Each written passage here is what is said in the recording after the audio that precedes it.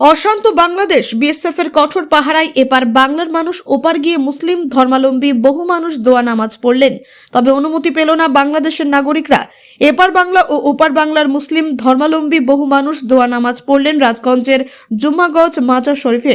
বাঁধন খোলা উল্লাসের মিলন মেলায় পরিণত হলো এই দিন। কোনো অপ্রীতিকর ঘটনা এড়াতে বিএসএফ এবং বিজেপির কড়া নজরদারির ব্যবস্থা ছিল। এবার আমাদের আব্দুল হারুন রশিদে 36তম বার্ষিক। এবারে ভিড় কম হচ্ছে, মাধ্যমিক পরীক্ষা আমরা কোনো প্রচার করতে পারি নাই, এই জন্য একটু ভিড় কমে। আর মাইক আমরা বন্ধ রাখছি মাধ্যমিক পরীক্ষার জন্য, এমনি আমরা প্রচার করতে পারি নাই। বাংলাদেশের এখানে কোনো নেটওয়ার্ক নেই, বাংলাদেশের সাথে আমাদের এখন কোনো নেটওয়ার্ক নেই। এখন ওরা ওদের জায়গা থেকে করতেছে।